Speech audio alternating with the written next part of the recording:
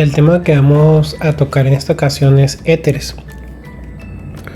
Los éteres son compuestos que tienen un oxígeno como átomo central y a los lados de este tienen unidos grupos alquilo o arilo. Aquí lo vamos a representar por una R y una R', porque estos grupos pueden ser iguales o diferentes. Veamos algunos ejemplos. Uno de los éteres más pequeños, o el éter más pequeño que vamos a encontrar, más bien dicho, tiene grupos metilos unidos al lado del oxígeno. Este es un caso de un éter que tiene como grupos R, grupos alquilo, y son iguales. Como son iguales, decimos que este éter es simétrico, pues a ambos lados de su eje de simetría, si tomamos en cuenta el oxígeno como este eje, son el mismo grupo, un metilo. Eso lo hace ser simétrico. En particular, este éter se llama éter metílico o éter dimetílico. Más adelante vamos a ver, o a revisar más bien dicho, la nomenclatura de estos compuestos. También podemos tener un éter que tenga grupos distintos a los lados del oxígeno. Por ejemplo, que tenga de un lado un metilo y al otro lado del oxígeno tenga un etilo. En este caso, si trazamos el eje de simetría donde está el oxígeno, vamos a ver que los dos grupos que tiene unidos a él son distintos. Esto lo hace ser un éter asimétrico. En este caso en particular, el nombre del éter su nombre común es éter etil metílico. Otra nomenclatura común que también se utiliza es llamarle etilmetiléter, pero esa es menos común, válgame la redundancia. También podemos encontrarnos éteres que tengan un grupo alquilo y que tengan del otro lado un grupo también alquilo pero cíclico, como por ejemplo el ciclohexil. Obviamente los grupos que tiene al lado del oxígeno son diferentes, eso lo hace ser también un éter asimétrico. El nombre de este éter es éter ciclohexil metílico. Estamos hablando de su nombre utilizando la nomenclatura común. También podemos tener éteres que tengan un grupo alquilo de un lado. Vamos a cambiarle, vamos a poner un propilo para hacerlo distinto. Y al otro lado del oxígeno tener un arilo, o lo que es lo mismo, un anillo aromático. De nueva cuenta, vemos que a ambos lados del oxígeno los grupos son diferentes. De un lado tenemos el propil y de otro lado tenemos el fenil. El nombre de este éter es éter fenil propílico. También podemos tener éteres donde tengamos un elemento diferente al carbono y al hidrógeno. Por ejemplo, que tengamos cloro unido al metilo y del otro lado este otro metilo. Obviamente es otro éter asimétrico. Aquí me falta ponerle que es asimétrico. Y el nombre de este éter es éter clorometil metílico. Ahora vamos a revisar lo que es la nomenclatura de los éteres, tanto la nomenclatura IUPAC como la nomenclatura común. En este tipo de compuestos vamos a utilizar dos formas de nombrarlos. Una es la nomenclatura común y otra es la nomenclatura IUPAC. Bueno, empecemos. Vamos a empezar con un compuesto de cadena corta. Por ejemplo, ponemos un metilo, el oxígeno y un etilo. Y vamos a empezar a nombrarlo mediante la nomenclatura común. En la nomenclatura común vamos a tomar los grupos que están unidos al oxígeno. Por ejemplo, del lado derecho tenemos el etil y del lado izquierdo tenemos el metilo. Y lo que vamos a hacer es poner primero la palabra éter para nombrarlo. Y luego por orden alfabético vamos a poner primero la palabra etil, éter, etil. Y después el metilo. Vamos a terminar el nombre del éter con esto, metílico. En el caso de la nomenclatura IUPAC vamos a tomar al grupo alcoxi y la cadena más larga como la cadena principal. Por ejemplo, el grupo menos complejo es el metilo unido al oxígeno. Entonces vamos a poner metoxi. Y el grupo más complejo, por decirlo de alguna manera, sería el etilo. entonces sería metoxietano. Ok, vamos a revisar otro compuesto para tratar de que nos quede más claro. Vamos a poner de un lado el propilo unido al oxígeno y del otro lado vamos a tener un isopropilo. En la nomenclatura común revisamos los grupos que tiene a ambos lados el oxígeno. Del lado izquierdo tenemos al propil o N-propil y del lado derecho tenemos al isopropil. Por orden alfabético va primero la I que la P. Entonces el nombre de este compuesto sería poner primero éter, isopropil, propílico o N-propílico. En el caso del nombre IUPAC de este compuesto, la cadena más larga lineal de carbonos sería la del propilo. Entonces vamos a tomar como alcoxi al isopropilo unido al oxígeno. Y como está sustituido sobre el carbono número 1 del propilo, vamos a ponerle 1 isopropoxi propano. Vamos a hacer otro ejemplo. Podemos tener de un lado una cadena lineal, como el caso del etilo, unido al oxígeno, y del otro lado un compuesto cíclico como el ciclohexilo. En el caso de la nomenclatura común de este compuesto, del lado izquierdo tenemos el etilo y del lado derecho tenemos el ciclohexilo. Por orden alfabético va primero ciclohexil, entonces ponemos la palabra éter, ciclohexiltílico. En cuanto a la nomenclatura IUPAC, la parte menos compleja es la que corresponde al etilo unido al oxígeno, entonces sería etoxiciclohexano. Fíjense que aquí no fue necesario poner la posición en la que se encuentra el etoxi, porque está en la posición número 1 en el carbono en el que lo pongamos dentro del ciclohexano. También podemos tener un éter que tenga el mismo grupo a ambos lados, por ejemplo, que tenga etil de un lado y etilo del otro. En este caso, en la nomenclatura común tenemos til y tenemos til, es un éter simétrico. Podemos nombrarle simplemente éter etílico y así entendemos que a ambos lados tenemos etilo, aunque también se le puede poner éter dietílico y cualquiera de los nombres es correcto. En cuanto a la nomenclatura IUPAC, cualquiera de los dos lados va a funcionar como el grupo alcoxi y el otro como la cadena principal y se va a llamar etoxietano. Por último vamos a revisar un éter que tenga de un lado un compuesto aromático, o más bien dicho, de un lado un grupo aromático y del otro un grupo alquilo. Por ejemplo, que tengamos un metilo del lado izquierdo del oxígeno y del otro un benceno. En el caso de la nomenclatura común tenemos metil de un lado y del otro tenemos fenil. Por orden alfabético va primero fenil, entonces sería éter fenil metílico. Y en cuanto a la nomenclatura IUPAC, la parte más pequeña corresponde al metil unido al oxígeno, así que sería metoxibenceno. A continuación, lo que les voy a poner son algunos ejercicios. Bueno, estos son los ejercicios. Aquí les aconsejo que pausen el video y ustedes primero respondan los ejercicios y una vez que los hayan resuelto, comparen sus respuestas con las del video.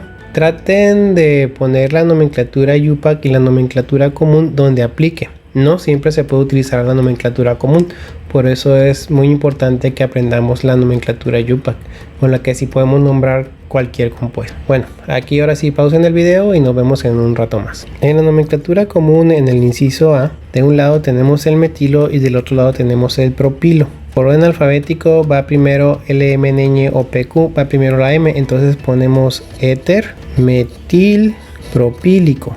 O si queremos ser más específicos, le podemos poner éter metil N-propílico. En el caso de la nomenclatura IUPAC de este compuesto, la parte más pequeña está del lado izquierdo, que es donde tenemos el metilo, entonces sería metoxi. Que bueno, vamos a corregir, porque aquí puede estar en la posición 1 o en la 2 el metoxi. Entonces hay que ponerle y especificar que está en la posición 1, entonces sería 1-metoxi propano. En el caso del inciso B, con la nomenclatura común, de un lado tenemos el etilo que empieza con E y del otro tenemos el ciclopentilo que empieza con C. Entonces va primero la palabra éter, ciclopentil etílico. En cuanto al nombre IUPAC, sería etoxi ciclopentano. No es necesario poner la posición en la que se encuentra el etoxi porque siempre va a estar en la posición 1 en el ciclo. En el siguiente compuesto ya es complicado poner la nomenclatura común, así que solamente vamos a utilizar la nomenclatura IUPAC.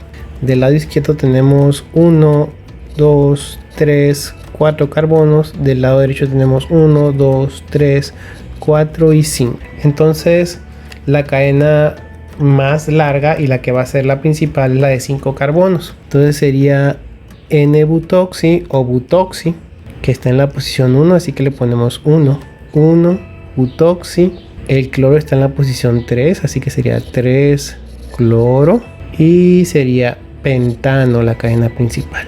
En el caso del inciso D, donde tenemos al clorometoxi, que no es necesario poner en qué posición está porque solamente es un carbono el metilo o el metano, y sería clorometoxi metano su nombre. En el caso del inciso E, ya tampoco es factible ponerle nombre común a ese compuesto, así que solamente vamos a utilizar la nomenclatura IUPAC. De un lado tenemos 1, 2, 3, 4 carbonos y del otro lado tenemos un anillo de fenilo, y en la posición 1, 2, 3 tenemos un etilo. Entonces sería por orden alfabético, primero va butoxi que etilo, así que sería en la posición 1 butoxi, en la posición 3 etil benceno. Bueno, en el inciso F tampoco vamos a poder utilizar la nomenclatura común, así que vamos a utilizar la nomenclatura IUPAC. Vamos a empezar numerando los carbonos del ciclopentilo que tenemos del lado izquierdo del oxígeno: 1,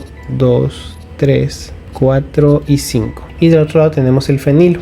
Si se fijan, aquí tenemos ramificaciones sobre ramificación. Estas dos ramificaciones están sobre la ramificación que es el ciclopentilo. Entonces tenemos que abrir paréntesis para indicar eso, que es una ramificación, son ramificaciones sobre ramificación. Y están en las posiciones 3 y 4. Son dos metilos, así que ponemos dimetil. Dimetil ciclopentoxi benceno.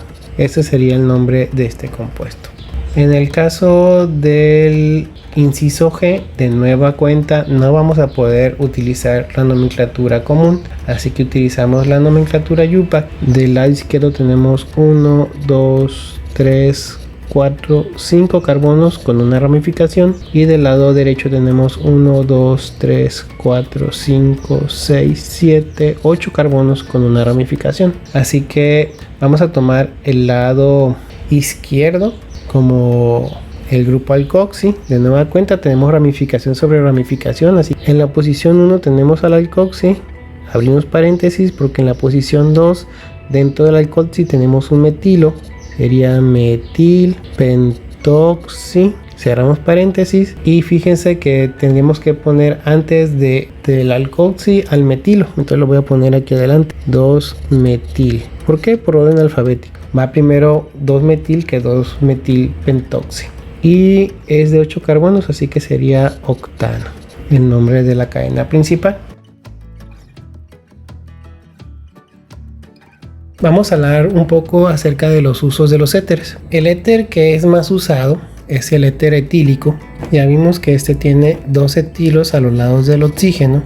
Este éter, al igual que todos los demás, es muy poco reactivo y aparte tiene la ventaja de que es muy volátil. Su temperatura de ebullición anda en alrededor de los 35 grados centígrados, dependiendo de la altitud en la que se encuentre la ciudad donde se esté trabajando, y eso lo hace un compuesto muy práctico para utilizar como solvente en reacciones, ya que al terminar la reacción este se puede evaporar de manera muy sencilla y dejar solamente los productos de la reacción en el matraz. También es muy utilizado como un solvente de extracción.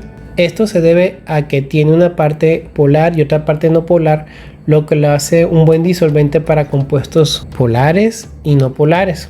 Aparte de que, como ya mencionamos, su punto de ebullición es de 35 grados centígrados, entonces es muy sencillo eliminarlo al final de las extracciones. También se utiliza el éter etílico en combustibles, por ejemplo en la gasolina y en el diésel, en pequeñas cantidades, ya que al ser muy volátil es un buen iniciador de la combustión en los motores que utilizan este tipo de combustibles. Anteriormente, hará alrededor de unos 20 años, el éter etílico también se utilizaba como anestésico, ya que al igual que el cloroformo tiene la propiedad de que se integra fácilmente al tejido graso, aparte de que al ser volátil es muy fácil de administrarlo de forma gaseosa y es menos tóxico que el cloroformo. Entonces por eso el éter en su momento sustituyó al cloroformo como anestésico. El problema y el detalle por el cual se ha ido dejando de usar y se utilizan ahora otros compuestos como el óxido nitroso y el halotano es porque el éter es un compuesto más flamable que los anteriores, y aparte cuando los pacientes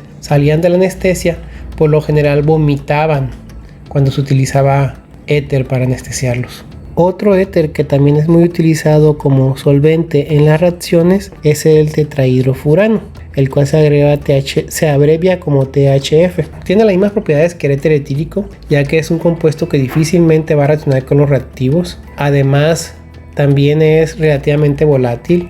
Su punto de ebullición es alrededor de los 60 a 65 grados centígrados. Se puede utilizar con bases más fuertes todavía que el hidróxido de sodio. Por ejemplo, es muy común que se utilicen reacciones que involucren bases como los alquilitio.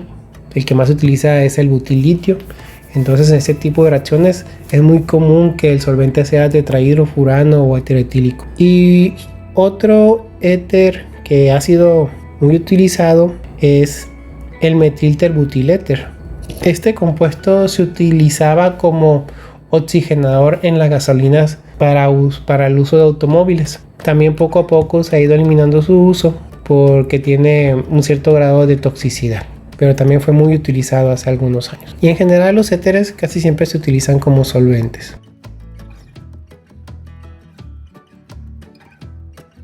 Por último, vamos a revisar lo que son las propiedades físicas de los éteres. Si observamos con detenimiento las estructuras de los éteres, recuerden que es un grupo alquilo o arilo unido a un oxígeno y del otro lado igual. Podemos observar que esta molécula se parece mucho a la del agua, donde tenemos un hidrógeno, un oxígeno y del otro lado otro hidrógeno.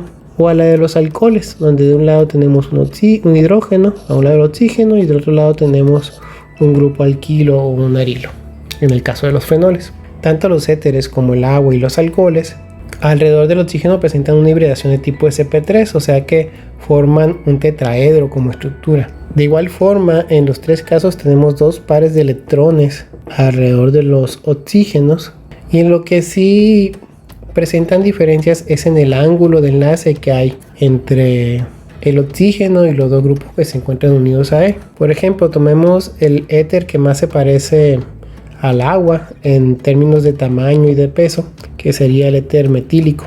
El ángulo que presenta este compuesto es de 110 grados, mientras que en el agua es de 104.5 grados. Esto se debe a que los grupos metilo que están unidos al oxígeno son mucho más grandes que los hidrógenos que se encuentran unidos al oxígeno en el agua. Eso hace que tenga que abrirse el ángulo para poder dar cabida a esos grupos.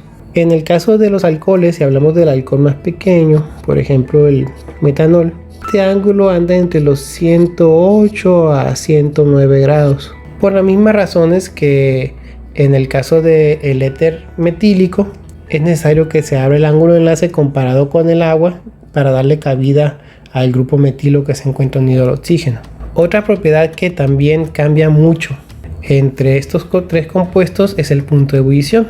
El que tiene el punto de ebullición más elevado es el agua con una temperatura de 100 grados centígrados, mientras que el punto de ebullición del alcohol metílico o metanol es de 64.7 grados centígrados. Vamos a poner que alrededor de 65 grados centígrados.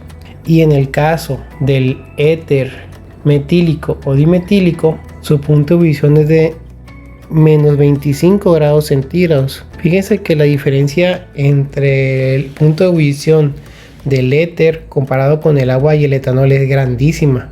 Su punto de ebullición es mucho menor. Esto se debe a que las fuerzas intermoleculares que mantienen unidos al agua y a los alcoholes son mucho mayores que las que mantienen unidos a los éteres entre sí. Por ejemplo, tanto en el metanol como en el agua, se pueden formar puentes de hidrógeno con otra molécula igual a ellos. Por ejemplo, aquí unirse a un hidrógeno de otra molécula de metanol. Aparte, existe un momento dipolar, ya que el oxígeno es más electronegativo que el hidrógeno y el metilo. Y aparte, también se tienen las fuerzas de dispersión del London, que forman parte de los hidrocarburos en las partes de los alquilos que están en los alcoholes. En el caso del agua, pues es más fácil que forme puentes de hidrógeno con otra molécula de agua. Entonces se mantiene unido más fácil de lo que lo hacen los alcoholes, en este caso el metanol. Por eso es que su punto de ebullición es mayor. Es más difícil separar dos moléculas de agua que separar dos moléculas de metanol. Y en el caso del éter metílico, pues este no puede formar puentes de hidrógeno con otro éter metílico, porque no hay un hidrógeno unido a un oxígeno como en el caso del agua y del metanol. Aquí una molécula de éter metílico se va a unir a otra mediante interacciones polares, dipolo-dipolo principalmente, pero estas interacciones necesitan que la molécula se encuentre muy cerca una de otra para que se puedan llevar a cabo, y son de menor energía que la de los puentes de hidrógeno. También presentan fuerzas de dispersión del London debido a los hidrocarburos que se encuentran unidos al oxígeno, pero estas son todavía de menor energía que las de dipolo-dipolo y muchísimo menor energía con respecto a la de puentes de hidrógeno. De ahí la diferencia en los puntos de ebullición. Entonces vamos a numerar las fuerzas intermoleculares que mantienen unidas a las moléculas que estamos observando aquí. En el caso del alcohol, forma puentes de hidrógeno, forma interacciones de tipo dipolo-dipolo y también forma interacciones de tipo dispersión de London. En el caso del agua, forma puentes de hidrógeno y interacciones de tipo dipolo-dipolo, mientras que en el caso de los éteres solamente tienen, o más bien dicho, forman interacciones de tipo dipolo-dipolo y también de tipo de fuerzas de dispersión de London. La ventaja que tienen las fuerzas de dispersión de London es que son sumativas. Entonces, a medida que vaya aumentando el tamaño de los hidrocarburos que se encuentran unidos al oxígeno en los éteres, va a ir aumentando la temperatura de ebullición. Tanto es así que el siguiente éter en cuanto a tamaño, si estamos hablando de un éter simétrico que sería el éter etílico, ya tiene una temperatura de ebullición de 35 grados centígrados, muchísimo mayor que la de menos 25 grados centígrados. Y a medida que va a ir aumentando el número de carbonos en el éter, pues aumenta su punto de ebullición drásticamente. Eso lo vamos a ver más adelante. De momento vamos a ver una tabla donde podemos comparar el punto de ebullición de diferentes compuestos como el agua, alcoholes, alcanos y éteres. Aquí la podemos ver. Vean el punto de ebullición del agua de 100 grados centígrados, como ya lo habíamos mencionado. El del etanol, que tiene un carbono y 5 hidrógenos más que el metanol, su punto de ebullición pasa de 65 hasta 78 grados centígrados, nada más por la adición de ese alquilo más o metilo más. En el caso del éter dimetílico ya lo vimos, su punto de ebullición es de menos 25 grados centígrados, pero aún así su punto de ebullición es mayor que el que tendría un alcano con un peso molecular similar como el propano, donde su punto de ebullición es de menos 42 grados centígrados. Eso se debe a que las fuerzas que mantienen unidos una molécula de propano con otra solamente son las fuerzas de dispersión de London. Acuérdense que los alcanos no tenemos fuerzas de tipo dipolo-dipolo. En el caso del butanol, donde ya agregamos 2 carbonos más que en el caso del etanol, el punto de ebullición pasa de 78 hasta 118 grados centígrados. En el caso del tetrahidrofurano, que ya es un éter que tiene una cadena de hidrocarburos mayor que la del éter dimetílico, y aparte el acomodo en forma de anillo le ayuda a que las interacciones sean más fáciles que se den entre él, pues el punto de ebullición ya pasa de menos 25 hasta 66 grados centígrados. En el éter dietílico, que tiene un peso molecular mayor que el de tetrahidrofurano, pero que el acomodo de los metilos no ayuda a que se acerquen las fuerzas dipolares entre sí, pues el punto de ebullición sí es mayor que el del éter metílico, es de 35 grados centígrados, pero es menor que el del tetrahidrofurano. Y en el caso del pentano, donde ya agregamos 2 carbonos más a la molécula, comparado con el propano, pues el punto de ebullición pasa de menos 42 hasta 36. Dice que aquí pasa algo curioso entre el propano y el éter dietílico. Sus tamaños y sus pesos moleculares son parecidos. Podríamos esperar que el punto de ebullición del éter dietílico fuera mayor que el del propano, pero aunque no tiene fuerza dipolo-dipolo, el acomodo que tiene la estructura del pentano permite que se acerque fácilmente otra molécula de pentano sobre otra y estar muy cerca, y eso hace que se maximice las fuerzas de dispersión del hondo en ella, y por eso tiene un mayor punto de ebullición que el éter dietílico. Ahora vamos a ver una tabla donde podemos comparar los puntos de ebullición entre diferentes éteres. Aquí nada más vamos a hablar de éteres y vamos a ver cómo cambia el punto de ebullición a la estructura de un éter con respecto a la otra. Por ejemplo, en el éter dimetílico ya lo vimos, menos 25 grados centígrados su punto de ebullición. El etilmetílico, que solamente agrega un metilo más con respecto a la estructura del dimetílico, el punto de ebullición aumenta de menos 25 hasta 8 grados centígrados. En el dietílico, donde ya tenemos un metilo más que en el etilmetílico, aumenta de 8 hasta 35. En el N-propílico, aquí ya tenemos 2 metilos más con respecto al dietílico, pasa de 35 a 91. Y fíjense que en el disopropílico, que tiene el mismo número de carbonos e hidrógenos, o sea la cadena de hidrocarburos o las cadenas de hidrocarburos que forman parte de este éter son iguales a la del N-propílico, su punto de ebullición es menor. ¿Por qué? Esto se debe al acomodo que tiene la cadena.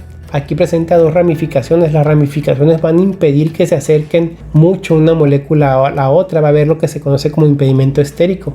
Entonces esto va a provocar que el punto de ebullición aquí sea menor. En el caso del dimetoxetano tiene menos carbonos e hidrógenos que el disopropílico, pero tiene un punto de ebullición mayor. ¿Por qué? Porque hay dos átomos de oxígeno que aumenta el número de dipolos en la molécula, y eso hace que su punto de ebullición sea mayor que el del disopropílico. Luego nos pasamos al anisol, que es el éter metilfenílico, donde tenemos un grupo arilo. Este grupo arilo presenta una polaridad característica bastante mayor que la de los compuestos que hemos revisado, debido a que en el centro del anillo de fenilo tenemos una densidad de carga negativa bastante amplia y a las orillas una densidad de carga positiva, lo que hace que las interacciones polares aquí sean mayores. Y también hay unas interacciones que tienen poco tiempo de estarse estudiando, que son las interacciones pi-pi, que probablemente también estén teniendo injerencia en el punto de ebullición de este tipo de compuestos. En el difenílico tenemos dos anillos aromáticos, por eso su punto de ebullición es mucho mayor que el del metilfenílico, pasa de 154 a 259. En el caso del furano es de 32 grados centígrados. El tetrahidrofurano es de 65. Podemos ver que aquí entre el furano y el tetrahidrofurano probablemente la diferencia del punto de ebullición se deba al número mayor de hidrógenos que hay en el tetrahidrofurano que en el furano. Y por último el dioxano, que su estructura es parecida a la del tetrahidrofurano y del furano, tiene un punto de ebullición bastante mayor gracias a los dos oxígenos que tiene, y aumentando así el momento dipolar de la molécula. A continuación les voy a dejar unos ejercicios donde les voy a poner unas moléculas de éteres para que ustedes predigan cuál éter debe tener mayor punto de ebullición. Bueno, aquí están los ejercicios. Lo que vamos a hacer es encerrar en un círculo el compuesto de cada par, o sea de cada inciso que tenga mayor punto de ebullición. Les aconsejo que en este punto le pongan pausa al video y ustedes lo hagan en su casa, sin ver apuntes, sin buscar en internet, ¿no? Nada más basándose en la estructura que tiene cada éter. Y ya que lo hayan resuelto, te quitan el pausa, o sea, oprimen play y comparan sus respuestas con las de nosotros. ¿Sale? En el inciso A podemos observar que el éter del lado derecho tiene un carbono más que el del lado izquierdo, entonces debe tener un mayor punto de ebullición porque aumenta la fuerza de dispersión del hondo en este compuesto con respecto al de la izquierda. En el inciso B vemos que la diferencia que hay entre los dos éteres es que el del lado derecho tiene un anillo aromático, entonces el punto de ebullición debe ser mayor en el compuesto del lado derecho. En el inciso C vemos que la diferencia que hay entre los dos éteres es que el del lado izquierdo tiene dos oxígenos y el del lado derecho uno. Entonces el punto de ebullición debe ser mayor en el lado izquierdo porque aumenta la fuerza de interacción de tipo dipolo-dipolo. por la electronegatividad de los dos oxígenos. En el inciso D hay la misma cantidad de carbonos en los dos éteres, pero el del lado derecho tiene sus cadenas de hidrocarburos totalmente lineales y el del lado izquierdo tiene una ramificación. Se maximizan las fuerzas de dispersión del hondo en el éter del lado derecho al tener lineales los hidrocarburos, entonces el punto de ebullición debe ser mayor en este compuesto. Y sucede lo mismo en el inciso E, mismo número de carbonos en ambos compuestos, pero lineales en el caso del éter del lado derecho, por eso debe tener mayor punto de ebullición. Ahora sí, amigos, terminamos por el día de hoy. Espero nos podamos ver en otro video y que este les haya servido. Bye.